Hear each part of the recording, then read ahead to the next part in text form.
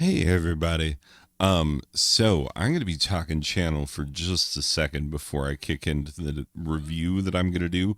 So if you want to skip this part, I totally understand. I will have it indexed so that you can just advance ahead and just watch the review if you don't want to hear me talk about my channel, which you might not want to. So totally understand, not going to hold it against you. Anyway, so I've been doing some reorganization of my Steam library for the express purpose of getting myself into a position where I can do a better job at reviewing games. Because here's the thing, like spinning wheel being what it is, like it's all fine and good, but it has in many cases prevented me from reviewing the games that I want to play.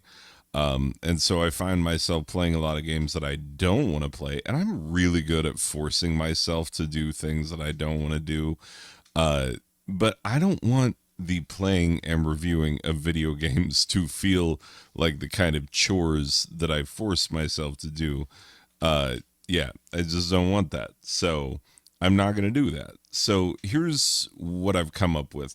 Normally, I have this uncategorized category, and this is where I put things that, yeah, man, there's some in here that I might want to review, might want to play next. Like, I picked up these when they were on sale, the Asterix and Obelix XXL series, because I grew up on Asterix and Obelix, even though I am not European. Uh, anyway, so I'm gonna be reviewing all of this stuff eventually. But look, there's 467 games in there. That's a lot. How many have I reviewed in the 3 years I think it is that I've had this channel? 326. So, that's good. I've done a good job of reviewing a whole bunch of games, and I've even removed a bunch of games that are not in the reviewed pile because I've hidden them. So there's, a bunch of those. Any game that's bad enough, I remove it from my catalog. So that's a whole thing as well. And, I got things like the play next file, the not yet file. This is for things that are like sequels and whatnot, things that I need to play the first part of first before I can go reviewing any sequels and whatnot.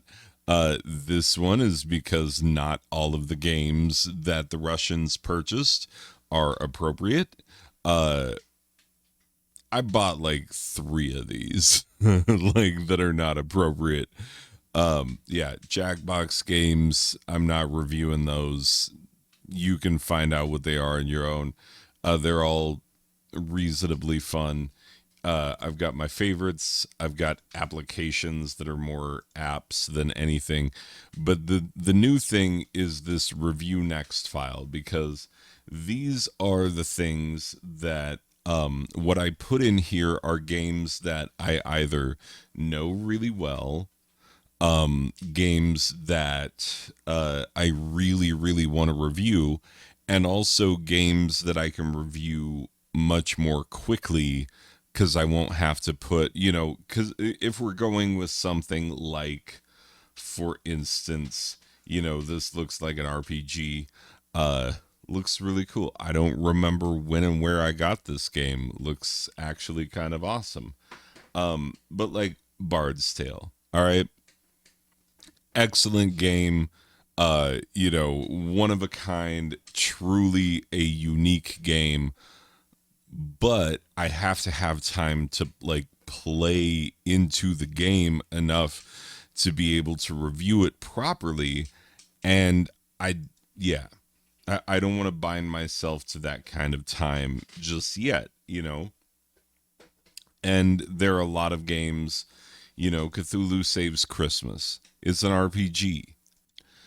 And so, even though it's by my friends at Z Boyd Games, who make nothing but quality, like I want to play through the entire game, and I want to be solidly into it before I go giving my opinion on it. So, things of that nature.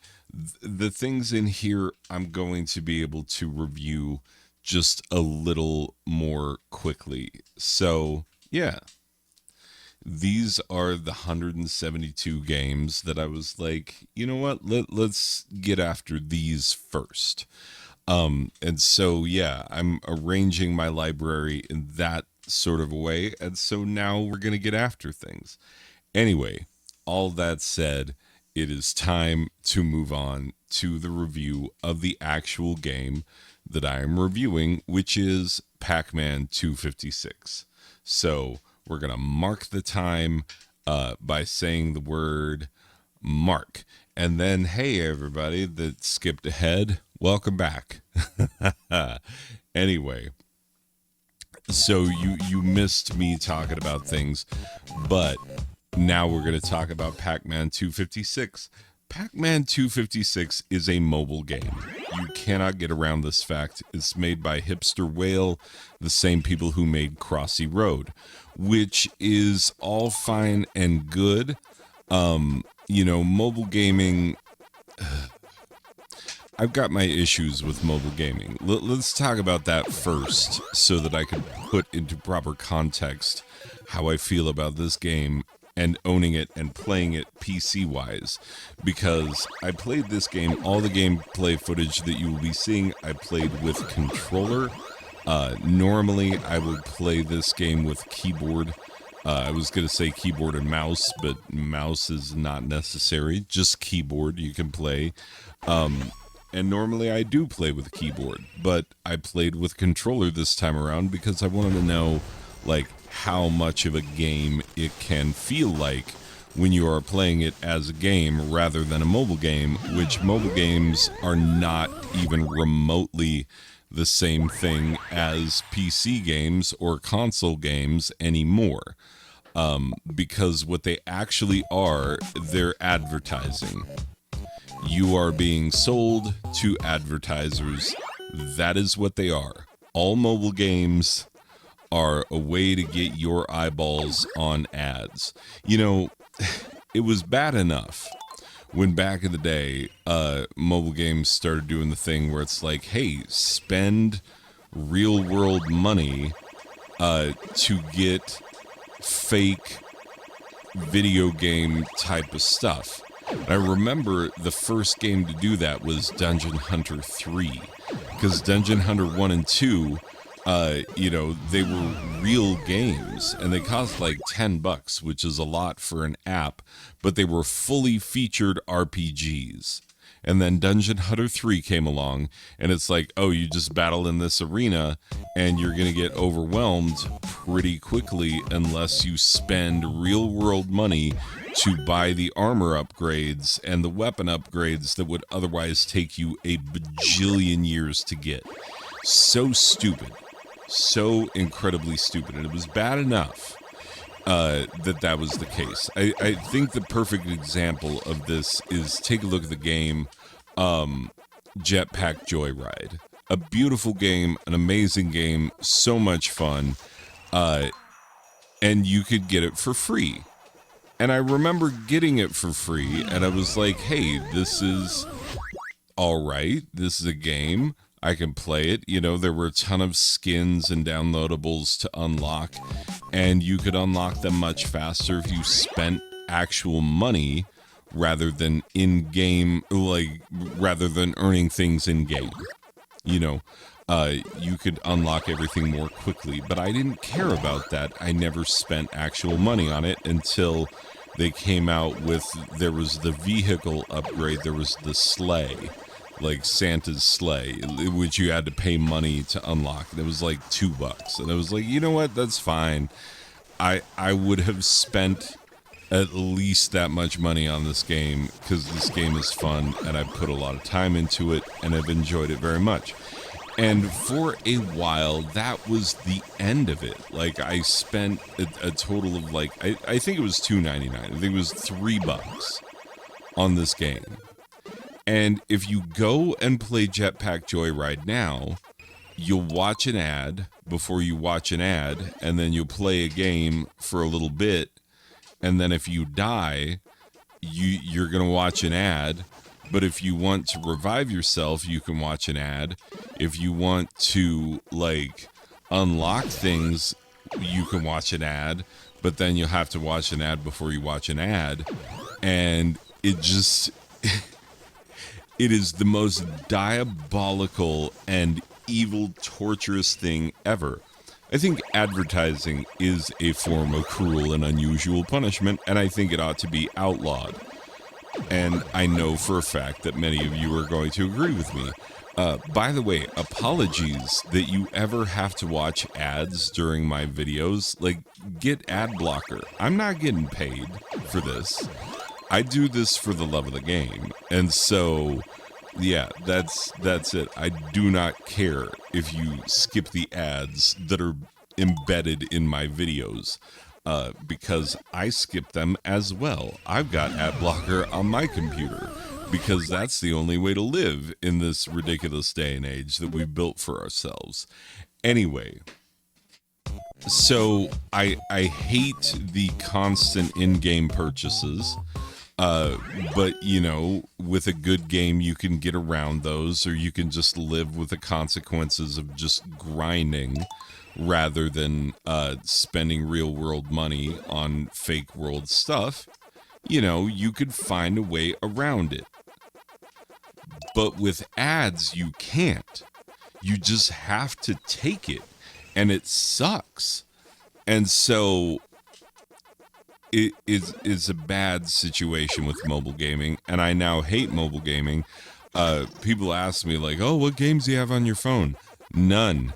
Zero. Like, I mean, no, that's not entirely true. I have games that I do not play, is what I have on my phone. Every now and again, I'll do something stupid and be like, "Hey, let me try Crossy Road," and then it's like, "Here, watch this ad first." And then I'm like, "Oh, stupid ad," and then finish the ad, then I'll play my round of the game, and then it'll be like, "Okay, watch another ad now." With the unskippable, that it will take you to the Play Store to download a fake game if you try and play this real game that, you know, it's so incredibly annoying. So with all of that said, how is Pac-Man 256 as a Steam game? Not as a mobile game, although it was designed as a mobile game. How is it as a Steam game? Well, it's a beautiful thing, actually, because the people at Hipster Whale know how to do justice to the retro game. Obviously, Crossy Road is basically Frogger. It's just endless Frogger. Yeah, and so they figured out how to do the same thing with Pac-Man. And they did it, they mixed up the ghost types, you know, because anybody who's played Pac-Man knows that, you know, Inky, Blinky, Stinky, just kidding. Inky, Blinky, Pinky, and Clyde, which are the ghosts in the Pac-Man game, they all have their different modes of chasing you. Yeah, well, the same is true in Pac-Man 256. You've got the line of 3 ghosts that bounces back and forth in a straight line, and that's all they do. You've got the orange ghosts, which will chase you. You've got the blue ones, which move randomly around the maze. They will not chase you, but they will put you in a tight spot if you aren't paying attention. And then you have the pink ghosts, which follow you in a straight line, and so you have to duck down an alleyway if you want to get away from them. And then there are the gray ghosts who will chase you very quickly over a short period of time, and so you just got to run and hope that you don't run out of room before they go back to sleep. And then there's a butt ton of power-ups and different things that you can do. And not only that, there are a ton of different gameplay modes where you can make the game look different, and in making it look different, it actually plays a little bit different, and it takes a little bit getting used to if you're playing a 3D mode or an isometric mode as opposed to the flat, you know, arcade looking mode. It's different. And if you make it the little robots or any one of the other like non-Pac-Man variants, there's even a Crossy Road variant. If you make it any one of those things, it handles differently and the enemies look different. The ghosts look different. And so you have to adapt and adjust to that. And so there's a surprising amount of game in this little game. And because you're paying for it, you actually get it. You get it. You don't have to like unlock everything. It's just you have it. You have it and it's there. So on the one hand, it does take away a little bit of the need to play it compulsively. But on the other hand, why would you want to play it compulsively to begin with? Like, it's a pick 'em up, put 'em down kind of a game, is what it's meant to be. And as such, it's a really good example of that. And because you don't have to watch ads, and because you don't have to unlock things, you know, things like the coins, they become basically meaningless. And so there are aspects of the game which which do become meaningless, and you have to accept that. But what you get in return is a game that you can just play. And that's the entire point of games. Mobile gaming has gotten so far away from just letting you play the damn game that it's untenable. I can't even pick up a mobile game anymore. Students ask me all the time, what mobile games do you play? None. Zero. I can't handle it. I can't take it. With the way that things are now, no thank you.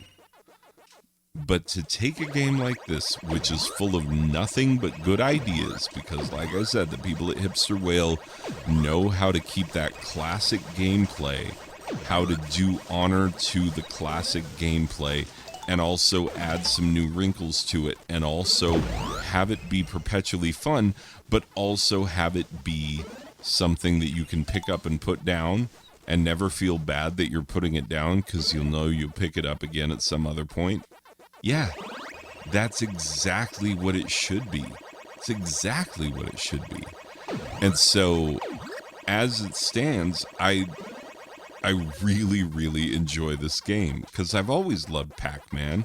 We all love Pac-Man. We've all played Pac-Man. It's a simple concept, but you would be surprised by how much you enjoy it when you're given the opportunity to do it in this sort of endless, Hipster Whale sort of a way. It's really fun. And if you take away the bullcrap of mobile gaming, you can just have the fun, and you don't have to be like constantly battling the advertisers who want to buy and sell the everything about you that they are trying to buy and sell because you are the product. With mobile gaming the way it is now, you are the product. You are being sold to advertisers.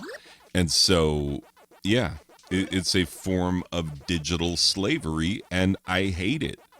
I absolutely detest it. I think it ought to be illegal. Someone should do something about it because it is horrific. I remember the early days of iOS gaming, and I remember seeing those changes. Like, it used to be exciting and fun to play games on a mobile device, to see what you could do on a mobile device. It is no longer fun. So, yeah. Thanks. Thanks, advertisers. You ruined everything again. Anyway, people, let me put a final score on this, and then we'll be done. All right. I give Pac-Man 256 an 8 out of a possible 10 Lock and Chase thieves. Because Lock and Chase was one of a seemingly endless number of Pac-Man knockoffs. Because Pac-Man was such a big hit, everybody was trying to steal that formula. And Lock and Chase had this little thief guy, and man, that one was ridiculous. I remember there was the one on the Vectrex where you're playing as a vacuum cleaner and you're sucking up money, and then you gotta empty the vacuum bag every now and again. Like there's some crazy Pac-Man knockoffs. Anyway, yeah, this little thief man does not look like a thief, but apparently that's what he is. Anyway, people, I enjoy the mobile gaming without the hellish torment of mobile gaming. So, anyway, that's going to do it for this one, people, and I will see you in the next one. Okay, bye.